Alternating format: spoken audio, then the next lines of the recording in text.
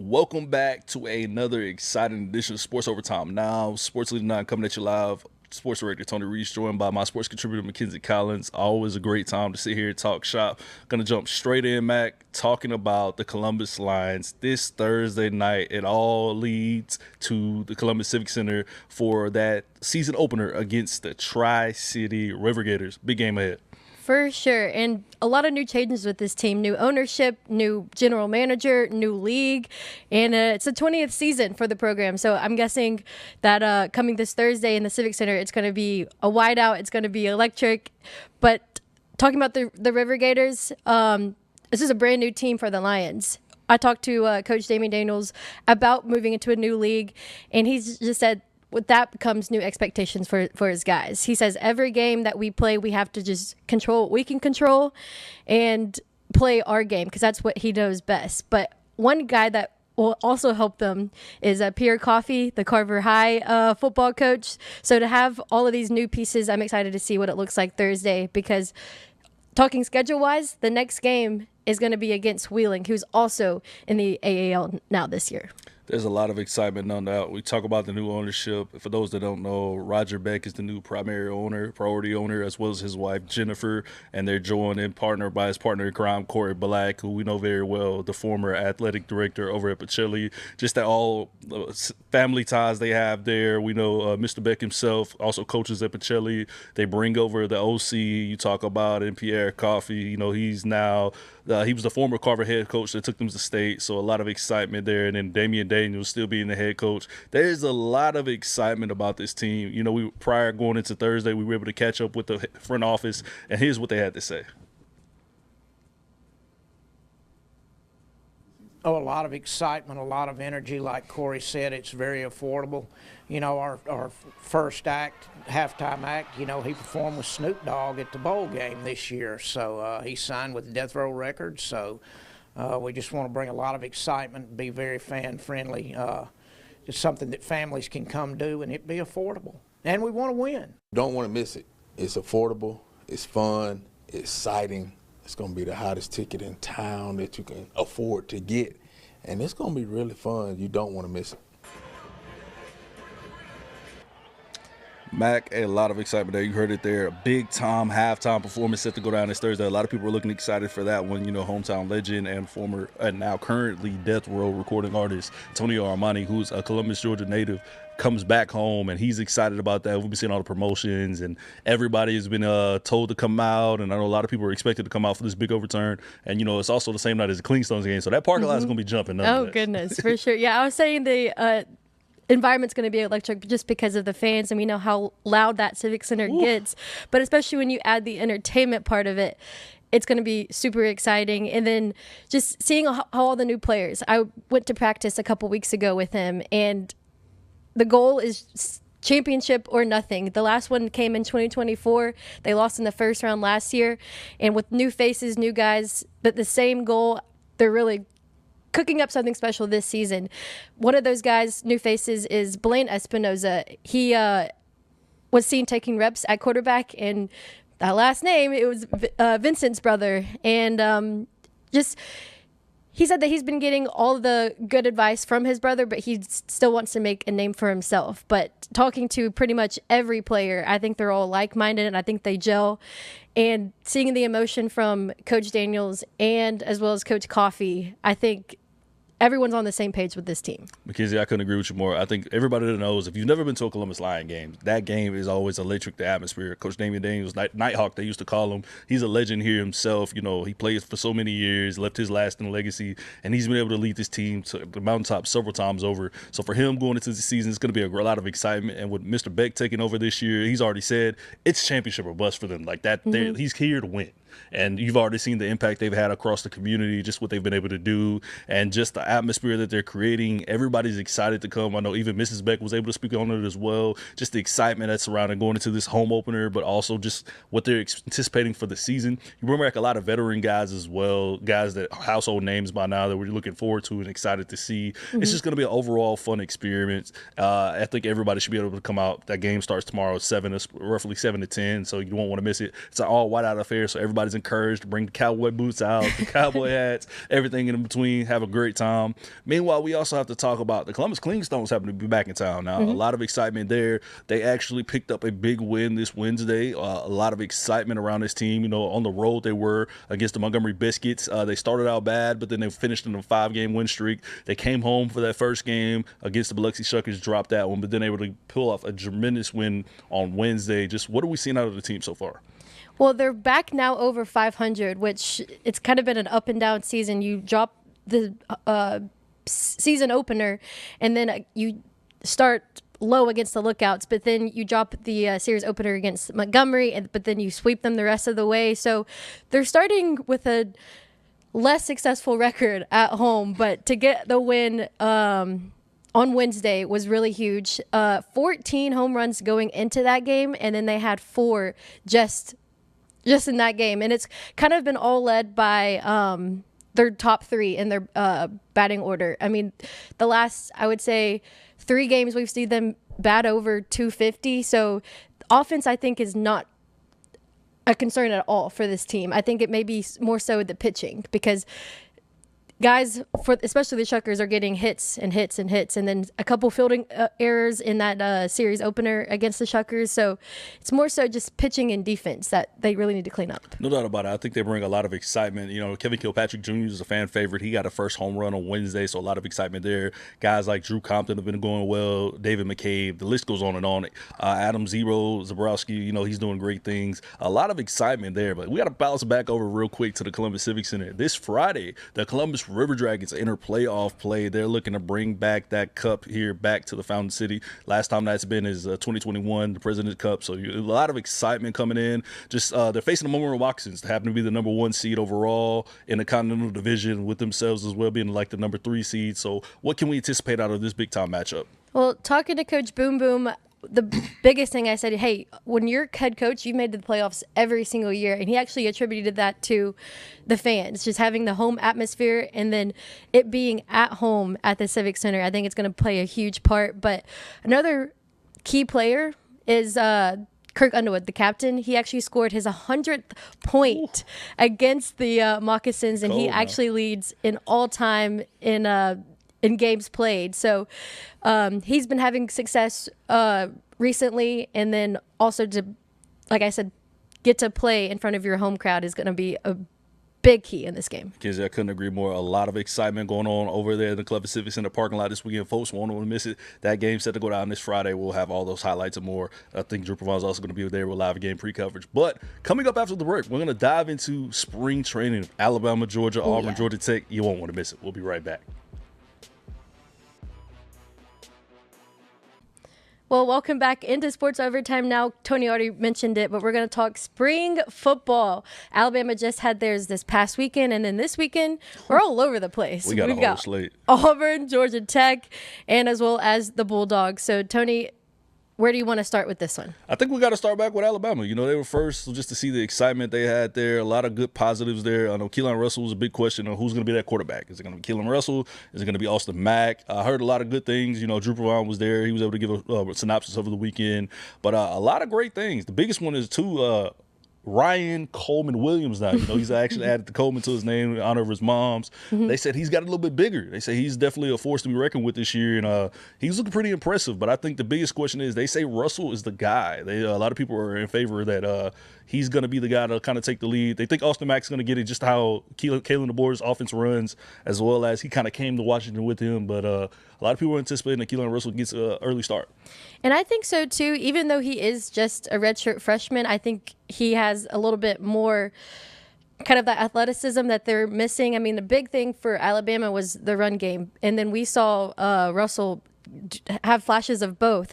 Austin Mack was a little dinged up, so he didn't get as much time on the field as he maybe wish he would have, but I think Russell could bring an extra just layer to the offense for the Tide, because you're going to have guys on defense make plays, especially those two Uvalde natives, Justin Hill and Yanze Pierre. You're going to have a defense that can support you in that, but it's all going to be who's at quarterback under center. We have so much local talent on that roster. We talk about the St. Pierre. He's changed numbers this year. You have our guy Red Morgan over from Central. Matt Waldrop from here in his rotation. He said Faga is also in the rotation as well. So there's a lot of excitement that we're hoping to really see this season. But I know, as always, they bring in guys like Cedarian Morgan, the Benjamin Russell. He was an all-star there, and I've heard his name a couple of rumblings already. A lot of excitement there, but we have to talk about some of the other big games going on this weekend. We got to give an eye real quick. Georgia State starts on Friday. You know, our guy Dale McGee's up there. He's looking to have another successful season. They've been kind of rocky the first couple ones, but they've added some new tools to roster. BJ Coleman, the Central commit, he just recently committed himself. He's going into his senior year, so a lot of excitement there. That happens to be Cam Coleman's little brother. A lot of excitement. But then looking into Saturday, we got a full slate, McKenzie. You yourself, you're going to be over at Auburn. I'll be up in Athens at Georgia. Our man Drew Pavone will be over at Georgia Tech. But let's talk about Auburn. A lot of good things happening on the Plains, but what are you most anticipating going into that one? Well, I think out of all of our teams, Auburn has the biggest question marks on where they are at now and how they want to look on Saturday. We do know now that the format is offense versus defense, so none of the mini games that we've seen in the past. It is going to be a full-on scrimmage. And there was a video actually on Auburn football's Twitter, and Golish said that I want us to have the best week of practice.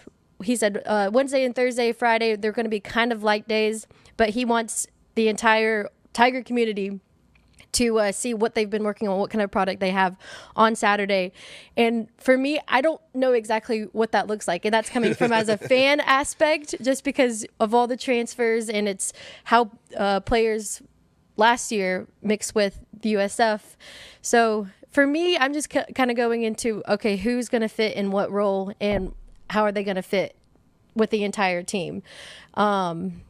I'm excited as well, just because I want to plug this in. My brother is an Auburn cheerleader, so excited to see him, but also excited to see the team and how we look. It's like a full circle moment for you, being an alum, going back to cover your team, not having that family tie as well. A lot of excitement there. I think definitely there's a lot to look forward to. You talk about Byron Brown coming in just to see if he's really the second calling of Cam Newton. Some people are already calling it that. He's about as big as him. If you haven't seen that video of them together, it's crazy. But I think Alex Golish has a lot of check marks to go ahead and check off going into the spring game, and hopefully fans can really see what they've been kind of cooking up. We've seen like glimpses of video. You know, they've talked about his throwing if it's a little off-centered, but a lot of excitement there nonetheless. Then we go just over into Atlanta. You talk about Georgia Tech. A lot of big names returning there. Shout out to our hometown guy, Malachi Hosley. He's coming back this season. He'll probably be backing up Justice Haynes, but I think they're going to be a 1-2 punch as well. But then the biggest question, a new quarterback. Haynes King no longer there, but they bring in somebody that might be slightly on that pedestal a little bit. Now, his brother went on to do Fernando Mendoza, did a lot of great things this season, of course, winning the Heisman. Now his little brother Alberto transfers over to Georgia Tech, and he's already making a name for himself. A lot of excitement there. They also have Jay Mbakwe coming over from Bama. A lot of key guys that you're looking to see. They recruited a lot of good people, so we're curious to see just what they can do. We know for Brent Key, guy's a stud. You know, he had that connection as well. Like he's a from guy that Trustful, Alabama. Talk about. So I think anybody that doesn't know Brent Key's coaching style, man, he's a heck of a coach. Just exciting to see, and I'm excited to see what Tech does. They started out pretty hot, then kind of stumbled a little bit, especially in that game against NC State last year, so I'm curious to see how they can bounce back. Their first game of the season happens to be against Colorado. We know with Coach Deion Sanders and everything, so I'm excited to see what they can do early on, setting the tone and just the excitement there. For sure, and a big thing for Georgia Tech is who they're going to be as well. They brought in almost 20 players from the portal, so especially the big names that you just mentioned, just seeing how everyone's going to mesh. And one thing for Alberto Mendoza, he said it's all week that he doesn't want his name to just kind of define him. He wants to come in here. He was like, I chose Georgia Tech so I can make a name for myself, what you said. And he wants to show people that, yes, I have a brother who won the Heisman and he's going to give me advice, but I am my own person as well. So I want to see kind of how he handles that pressure. He talked recently in a press conference and he sounded very confident. That is a very confident man. So see how that portrays on the field. No doubt about it. The way the Mendozas carry themselves, this is pretty exciting. We know we're waiting to hear his brother's called. Honestly, people believe he's going to be the number one overall pick to the Las Vegas Raiders. So a lot of excitement there coming up on April 23rd, that is. He's actually deciding to stay home, so that's a lot of excitement there. But then we go up to Athens. The Dogs coming off a pretty successful season, SEC champs, but then they falter to the Ole Miss Rebels in that Sugar Bowl. I've been to at least 4 Sugar Bowls back-to-back. That was a heart-wrenching game. But we know Kirby Smart, they just retool and repower up up every year. They bring back their star stud of a quarterback, Gunnar Stockton. He has a lot of arsenal this year. They've had some big names coming in as well. Caden Prothero, I know a lot of these key guys that we're looking to see what they can really be utilized this season. For Kirby, he always says, man, people aren't coming here for the NIL. If you're coming here, you're going to work. So I think we've always loved that work ethic. He's become the standard in college football. Now, we know in the past it's been a minute since they've done those back-to-back natties, but they've been inching closer and closer every year. I think this team has what it takes, regardless of the fact. This Saturday, we'll get our first looks at them just to see what they're doing. They've been only showing us pictures, so this will be our first time to really get some video on these guys and just see what they're going to really be doing this season. Yeah, and I said that Auburn may have the most question marks. I think Georgia has the least amount of question marks with all the returners that you have, and Kirby just being confident and he knows what his team is and what his team is going to be. So I think, like you said, the video will help, but I think we already kind of know what the Dogs 100%. Are going to be in 2026. You can never count out the Dogs, but y'all already know. We're going to stick in the state of Georgia. We're going to bring things down back to Atlanta with the pro teams. A lot of excitement on the way. We're going to talk in Braves. We're talking Hawks. All that coming up next. A lot of big things going on right now. The Braves look real hot. In the A, and the Atlanta Hawks are one of the hottest teams going into the playoffs. You won't want to miss it. We'll be right back. Welcome back in, everybody, to Sports Overtime Now. We take things to the A, where all pro sports right now are balling on multiple facets. We start off with the Atlanta Braves. Team looks hot. They have not dropped a series yet. It came close against the Miami Marlins, but they've been able to really turn this thing around, and we're seeing a lot of excitement early on. Mac, this team looks like they can make a deep run come the playoffs. For sure, and you saw all the memes last year where it's like, it sucks to be a Braves fan. Whew. That's totally turned around. We'll see what the Falcons do later on this look. year. But for now, the Braves are off to a really, really hot start. They're number one in the NL East, getting a series with the Marlins, who actually sit second place. Come on now. A big key in this is Dominic Smith. Girl. You talked about the walk-off grand slam that he had after his family member passing, and then you get another big moment, bottom of the eighth, RBI double. Come on now. He's been a huge factor, and it's crazy because we didn't even know if he was going to be on that team. And unlike the Clingstones, the Braves pitching core has been really, really good. They're not even at full strength yet. That's the bad part. Like, you still have guys, Spencer Strider just starting rehab. Exactly. And Swellenbach's not even back yet. Smith Shawver. But they've seen a lot. Hayden Harris just recently got pulled up, so a lot of excitement there. Former Clingstone / Savannah Banana. We're seeing a lot out of them early on. Drake Baldwin is another key guy. Like, he's arguably, he won Rookie of the Year last year. This man is coming back trying to make a statement for MVP this year. Like, he's trying to be the Golden Glove winner, everything in between. Guy is lights out. We're seeing some of the greatest ball we've seen. Michael Harris Jr., shout out to him for having a Michael Harris III. Him and his wife welcoming their kids, so he's coming back into the lineup here soon.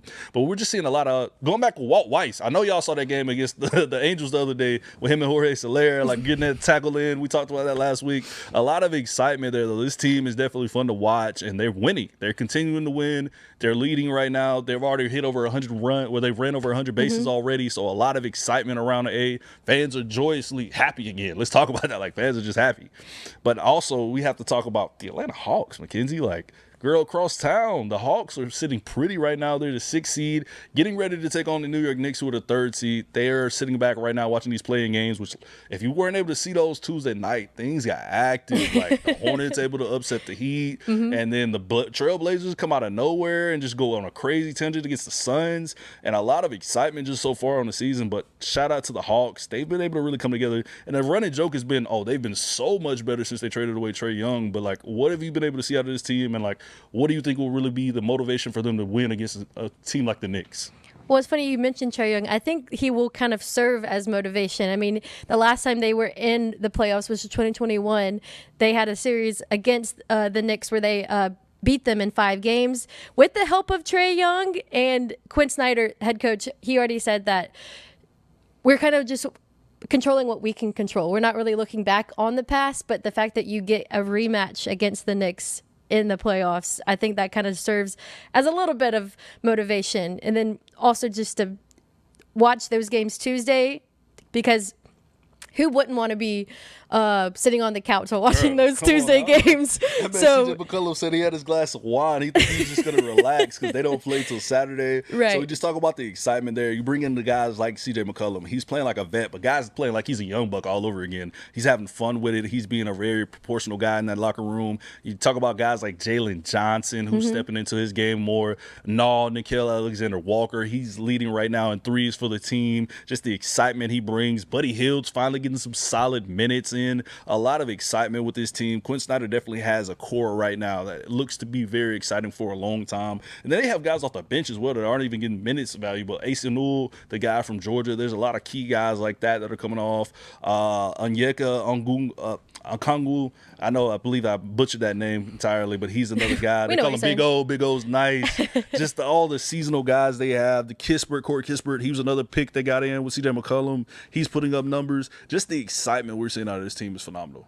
yeah, and I think that too, the Hawks dropping that game against the Heat to end this regular season, you can't really look at too much going into Saturday just because they didn't have the guys, Jalen Johnson. so. It was strictly just bench players, just giving them a rest. And then to also have the rest of this week, like McCollum said, that he wants to drink wine and wants to sit on the couch and Right, come rest. on up. So to have that, that loss, I don't think you put any thought into that, thinking about Saturday's matchup. No doubt about it. I think it's definitely going to be an excitement. So, we've already seen the schedule a little bit. It seems like they'll start the first two games in New York, which makes sense because they're the lower seeds. So they'll take on Saturday, and then they're back on Monday as well. And then they're supposed to return home, I believe, that Thursday. And then the next Saturday, that's when we'll get to see first-time action here in Atlanta. Hopefully we'll be able to get in and get some coverage. We've applied for some credentials. We'll see how that goes. A lot of excitement there. But overall, Mackenzie, it's an exciting time to be a fan of Atlanta. Hopefully the Falcons keep this going. The Dream have brought some exciting things on. Yep. They just finished their draft up. They bring in Angel Reese. There's a lot of excitement. The culture in the A is definitely changing. Everybody's happy about it right now. I can't say. And then World Cup. Come on out, and World Cup on the way. A lot of excitement going down, but y'all already know it's been a great edition on another edition of Sports Overtime Now. We'll have so much more action coming at you this time next week. Be sure to tune in. As always, it's been a pleasure talking to y'all. She's Mackenzie Collins. I'm Tony Reese. Thank y'all for joining us for another edition. Same time next week. We'll be back.